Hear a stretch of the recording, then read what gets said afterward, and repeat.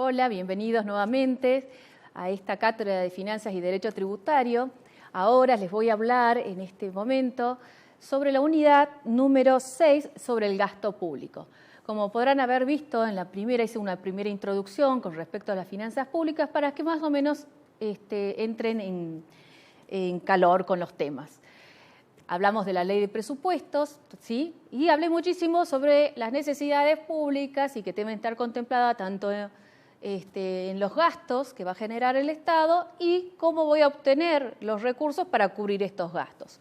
Ahora voy a hablar específicamente del gastos y con ello vamos a decir, primero que nada, el concepto. Entonces, son aquellas erogaciones efectuadas por el Estado, generalmente en dinero, ¿sí?, previamente autorizadas por ley formal. Recuerdan cuando hablaba del presupuesto, ¿sí?, que está dentro de una ley. Entonces, están previamente autorizadas por una ley formal destinadas a sus fines y necesariamente vinculadas con los servicios públicos. Volvemos a entrelazar todos los temas. Tengo las necesidades públicas, tengo que generar gastos para cubrirlas y tengo que obtener los ingresos para cubrir estos gastos. Entonces, por eso se dice que está a través de una ley formal, ¿sí?, con previsibilidad de lo que voy como Estado a generar, en qué gastos voy a ocasionar para cumplir con las necesidades, ya sean tantos absolutas o relativas, como hablábamos anteriormente. Los gastos también se dividen de esa manera, en esenciales no esenciales. Ahora, más adelante, vamos a tocar la cantidad de clasificaciones que puede haber con respecto a los gastos públicos. Bueno, de allí la importancia, entonces, de prever esta situación de los gastos para cubrir estas necesidades, que muchas veces pueden, de acuerdo a su intensidad u urgencia, se deben cumplir de alguna manera. El Estado debe satisfacer, por eso hablamos de servicios públicos, necesidades públicas, ¿sí?, porque es un requisito esencial para la distribución o repartición de estos gastos, ¿sí?, de repartición de los bienes a la sociedad. Necesito contemplar los requerimientos que me está haciendo la sociedad en determinado tiempo, espacio, ¿sí? Recuerden que la República Argentina es grande, entonces muchas veces puede haber gastos que se generen más en el norte por determinadas circunstancias, digamos, socioculturales, o al revés, en el sur, o porque hay alguna sequía en algún lugar, entonces se deben prever determinados gastos de acuerdo a las necesidades que tengan en el momento. Por eso hablamos de temporal, territorial, para prever estos gastos. Entonces, el límite proporcional en relación con que se establece para estos gastos es el límite que tiene que ver con la renta pública al Producto Bruto Interno, ¿sí? Esto es muy rígido. La Argentina contempla una ley, ¿sí?, de solvencia fiscal para justamente no caer en ningún desafaje económico. Muchas veces que es cumplido y a veces no tanto, por cuanto a veces tenemos estas crisis como las tenemos actualmente a nivel económico.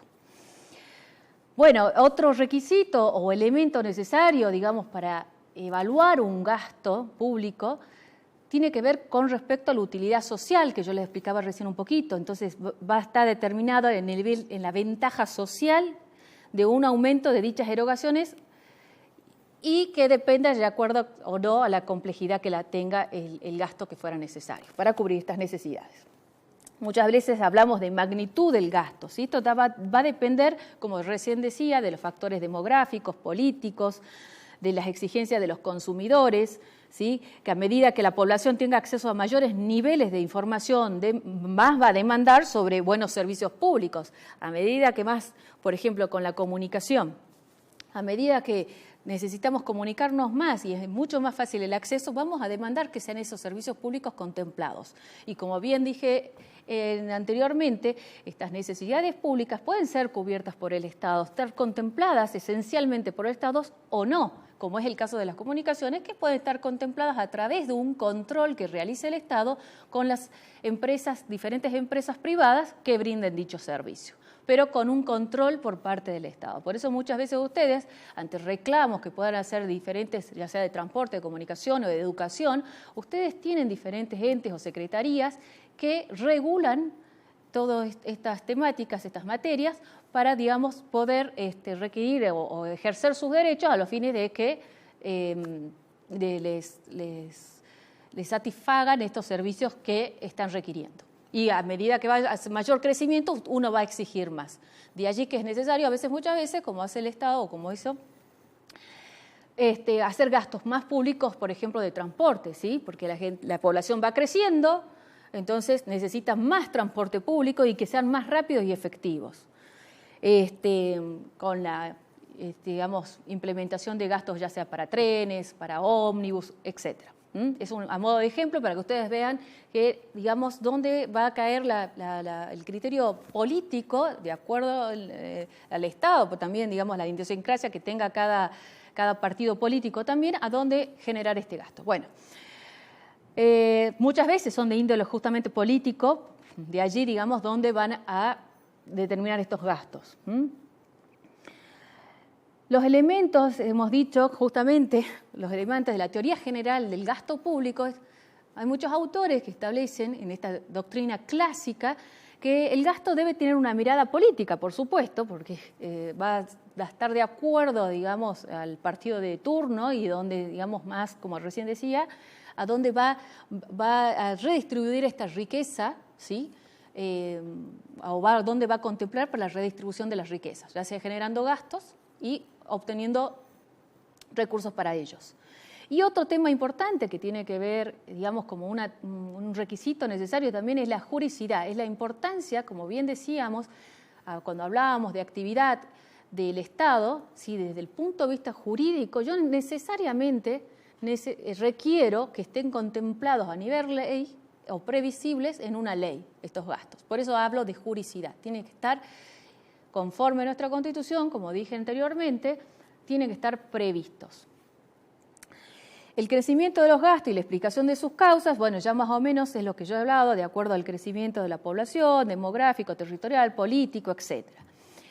De allí entramos a prever también cómo puede ser la clasificación de los gastos públicos. Bueno, hay muchísimas. El libro del doctor Espeche contempla casi todas las clasificaciones posibles que se han dado en las distintas doctrinas, pero yo les voy a dar un poquito en forma más general para que ustedes entiendan bien. Entonces, la clasificación de acuerdo a la diversidad que requiere el Estado para cumplir esas necesidades públicas, que ya pueden ser personales o reales, que tienen que ver con el sujeto o el objeto que tenga que ver, ¿sí? Van a ser extraordinarios o ordinarios, de acuerdo, digamos, ordinario es simple, es lo que hace todos los días, digamos, el llevar adelante una administración, ¿sí? Y los extraordinarios son justamente contemplar aquellos gastos que no son de forma ordinaria, pero que ante una situación específica se deban cubrir. Entonces, de allí, que de acuerdo, digamos, a esa previsión, la mayoría van a ser ordinarios y algunos extraordinarios. Algunos son productivos y otros de transferencia, ¿sí? Esto tiene de acuerdo, digamos, a lo que genere, digamos, la productividad, digamos, del Estado. Y con respecto a su aspecto funcional, puede ser también de acuerdo a las funciones que tiene prevista el Estado. Entonces, si voy a generar algún gasto esencial, ya sea para la defensa, para la justicia, que tienen que ver con la soberanía del Estado, ¿sí? Es un gasto esencial por el cual voy a requerir este aspecto funcional que se dé. No puedo dejar de preverlo. Si requiero más gasto para, digamos, la defensa exterior, ¿sí? Por ejemplo, incluso para el control de drogas a través de las gendarmerías, voy a requerir más gasto para ello, entonces voy a tener que contemplarlo. Entonces, muchas veces tiene que ver con la función del tipo de gasto que voy a cumplir. Como bien decía, la Administración General de Defensa, de Seguridad, todos los que hacen aspectos esenciales del Estado, ¿sí? Van a ser los que, digamos, para cubrir estas necesidades en forma absoluta, son los que va a tener más en cuenta el Estado. Ya, ¿por qué? Porque los que son con referencia a los gastos que no son, digamos, absolutos, o sea, que son aquellos relativos o no esenciales para cubrir esas necesidades, pueden ser contempladas a través de otra manera, que son a través de otros gastos que se pueden generar en forma secundaria porque lo realizan empresas privadas, por ejemplo. Entonces, a nivel económico también podemos tener, como hablaba recién, de los gastos corrientes u operativos o de gastos capital. Esta clasificación me gusta mucho porque se hace más fácil de entender por qué cuándo son corrientes u operativos y cuándo son de capital. Porque muchas veces ustedes van a sentir, incluso cuando a veces escuchan noticias, de estos tipos de gastos, que se habla mucho en la economía. Son más bien de la economía, pero que está bueno que ustedes tengan claro esta clasificación. Entonces, para decirle, los corrientes son aquellos necesarios para el normal funcionamiento de los servicios y para el mantenimiento de los bienes patrimoniales utilizando esa prestación. Y los gastos de capital son los que contribuyen al incremento del patrimonio del Estado, ¿sí? Otras clasificaciones, hay muchísimas. Como les dije, están en el libro, hay de especie o moneda, internos, externos, personal, real, ordinario, etcétera. Con respecto, vamos a ver el tema de los efectos del gasto público, es un poco con lo que ya vengo diciendo. ¿Cuáles son?